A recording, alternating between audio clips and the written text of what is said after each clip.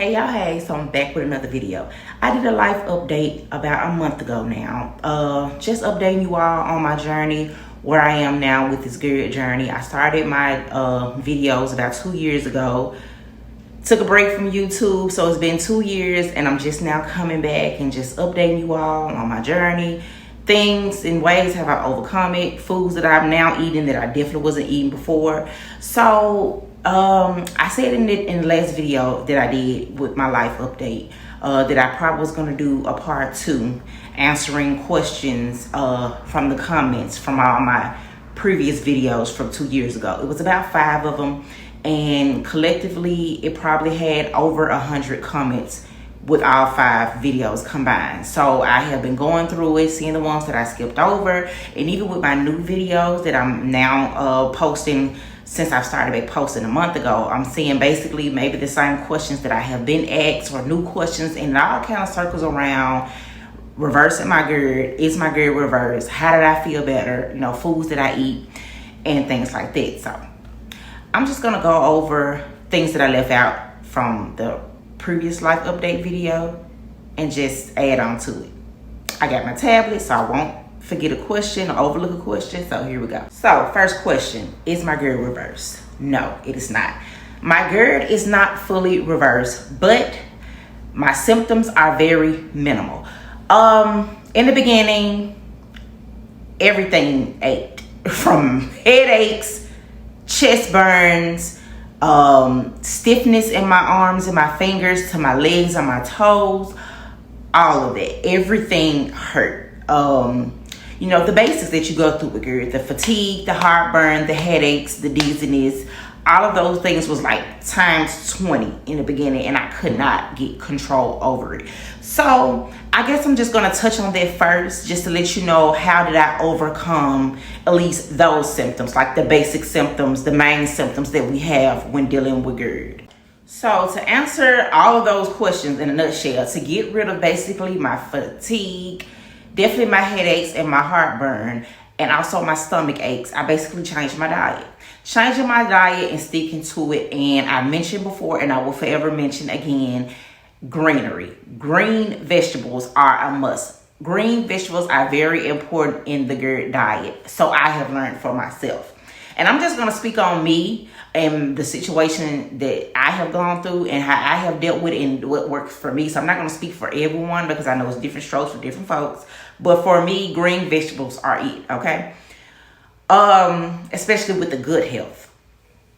Changing my diet, pescatarian, sticking to plant. If I even added plant-based now, and I stick to it. In the beginning, my food was very bland, and you got to get used to that. You got to get used to bland food, nasty, because I know if you're of color, we are used to seasoning.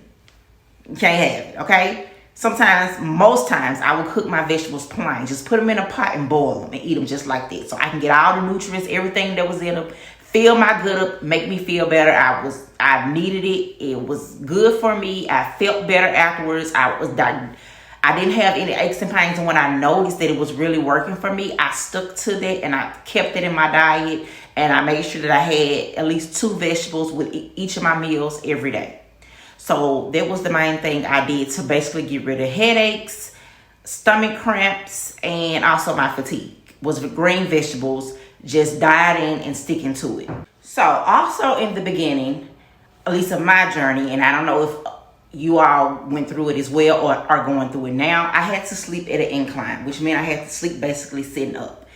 And the thing that made me basically be able to lay down flat and normal like I was before was cutting off my meal time, because that goes with the digestion of our food.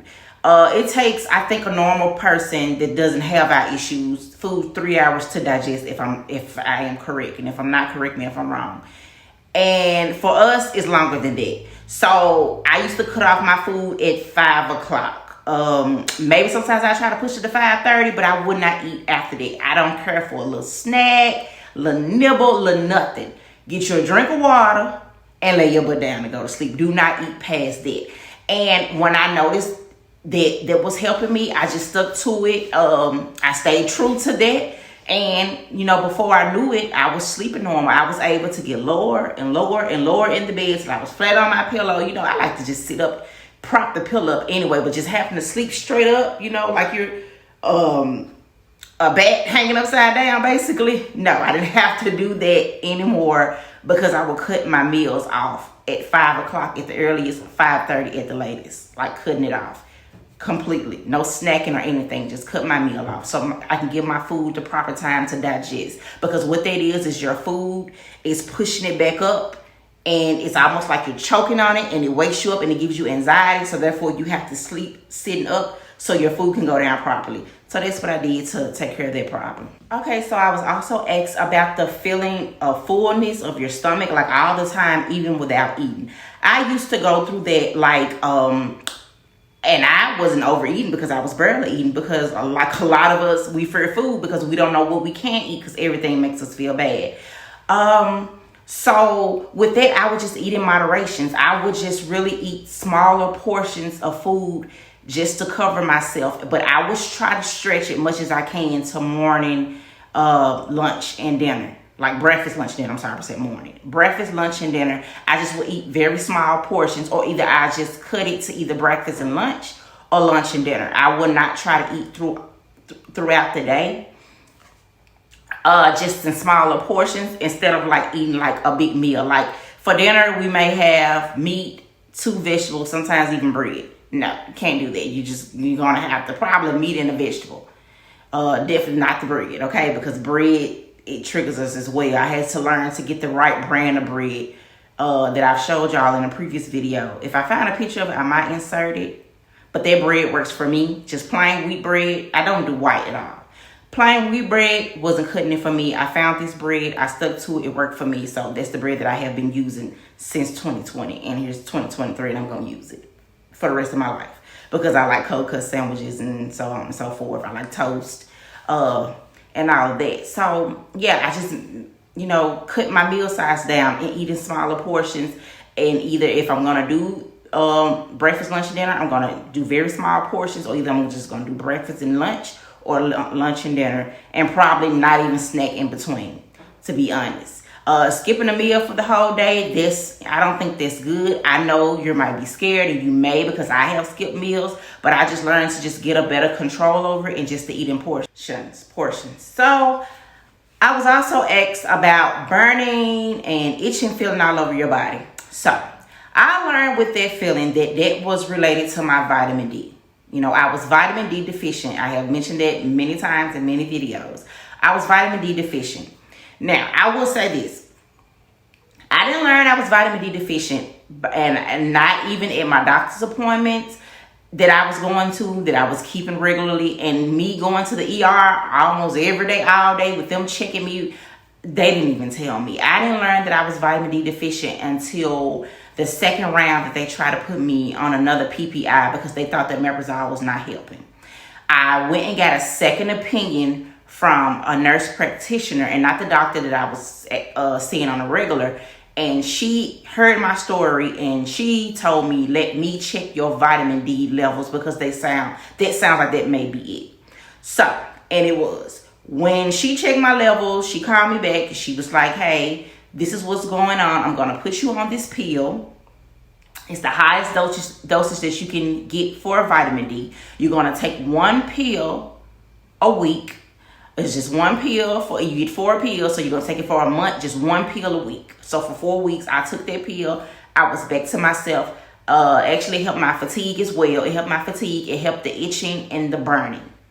And that was my vitamin D. It was related to my vitamin D. Even though Gerd also gives those symptoms, the PPI that I was taking from the Gerd made me vitamin D deficient. I mentioned that and explained it in my previous video. So I'm not going to touch on that too much. But yeah, that's how I got rid of that. So if that's what you're going through, maybe you need to get your vitamin D levels checked with that. So I just want to check my tablets so I don't miss any more questions. Also, well, a lot of questions was, what do I eat? What do I eat? I have a lot of videos on what I eat in the day and all of that. So hopefully some of those videos can help you try things that I'm eating in the video. And I say knowing food that isn't for me. The first tell sign that I know that what I'm eating, I probably shouldn't be eating with my GERD is if I get hot, if I get any type of fatigue, if I get a headache, if I get heart palpitations, if I start itching, that's triggering my vitamin D. Of course, heartburn, fatigue, I don't mess with it again. So you actually have to try food, I guess, to see if you can eat it or not.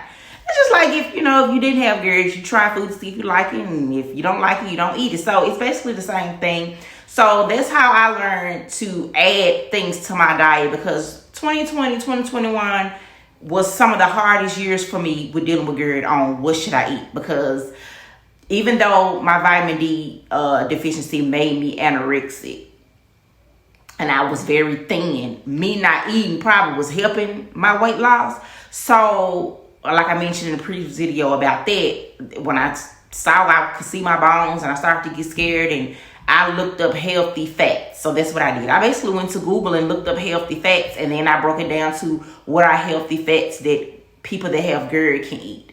So that's what I did. I basically went down a list. I started to buy things at the grocery store, started to try things, and things that I could have, I had, and things that I couldn't, I didn't mess with again. And if I had any of those signs that I mentioned with the fatigue, the itching, or any of that, I knew that it was a no-no.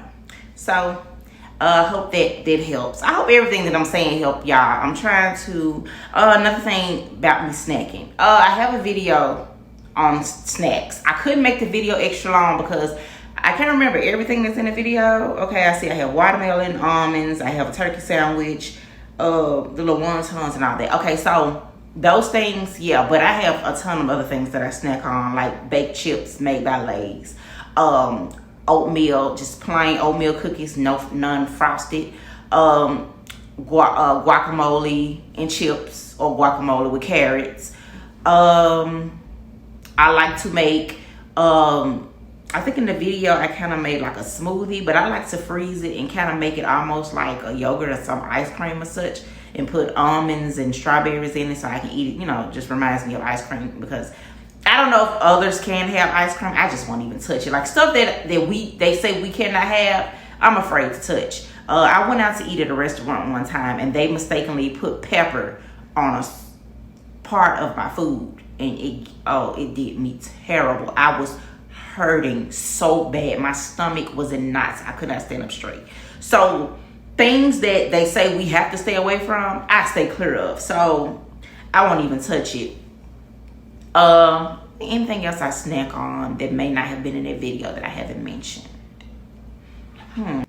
Welch's fruit snacks, but I try to get the fruit snacks that are berries, because they have citrus with all that in those Welch's fruit snacks, but I try to get the brand that's either all strawberry or the berry. I do snack on that. I was asked about snacks. I don't know, y'all. If I could think of other snacks, I add them maybe, but that's all I can think of off the top of my head right now. I should have wrote this stuff down. With my answers, I'm just trying to come off the top of my head. What else? Oh yeah, I was also asked about weight loss. I kind of mentioned that already, but I guess I can touch on it again. Basically saying, I just found healthy fats, just to help me gain weight, because I just wasn't absolutely pleased with what I was seeing when I would look at myself. I was getting extremely skinny. It was like my weight was dropping drastically. I didn't like that, and I wanted to do something about it. So healthy fats is what I started to look into. And over time, I would notice that, I needed a bigger size, because I was like 14 maybe before GERD. And by the time I was done, I think I was in a size 4, and I could fit some tubes. So yeah, just imagine that. So I just noticed I needed a bigger size pants, like, every so often. I went up a size, so I just noticed. And then when I started back adding snacks, y'all, and I do snack on butter cookies. They'll be at the gas station. Now, and sweet potato pie, Papa Bell.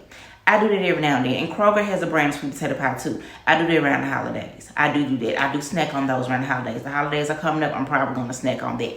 But don't do too much of it. It does give me a trigger. I'm not going to lie about that. but for the most part, it does be okay. I don't really have aches and pains like that. I can tolerate it. Butter cookies.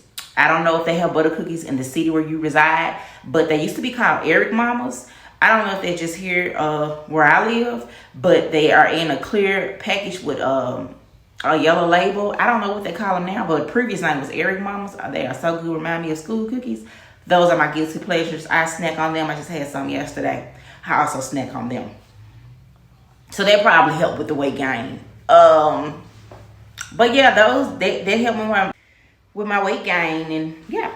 So I'm just gonna, I think I've touched everything, because everything else I probably pretty much went over and all of that I can see. I'm just gonna end this video with saying sticking to a diet is very important. Cooking at home is very important. And when it comes to cooking, canned foods in our situations are not necessarily the best. So when it comes to vegetables, I definitely do fresh or frozen.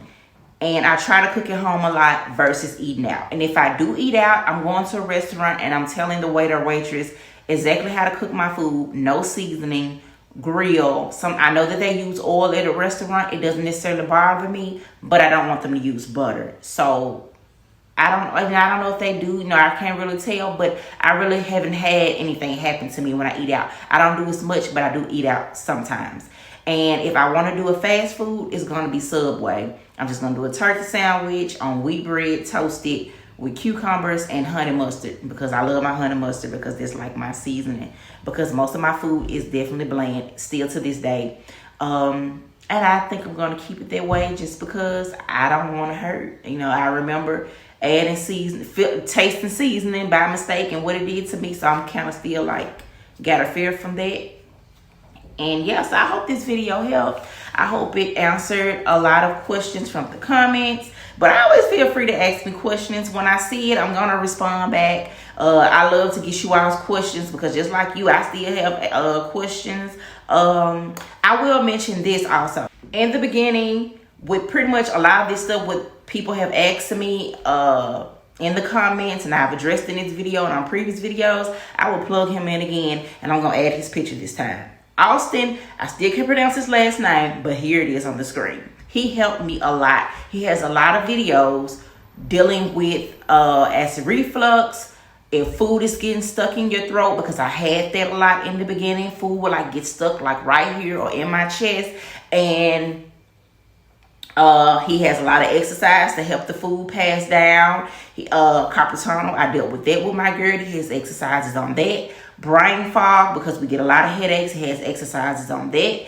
And these exercises, he's going to tell you have to do on a consistent basis. You can't just do it one day and then think it's going to go away. It's not going to work like that. He's probably going to overwork you, telling you to do stuff 10 times. If you're in the beginning stages of your Gerd and you're still pretty much out of breath like I used to be in the beginning, go at your own pace. If he's telling you to do it 10 times, do it 5. That's what I used to do. Just do it at your own pace, but make sure that you do it, because it's going to help. I promise you. He was a lifesaver in the beginning, so I'm going to always plug him in.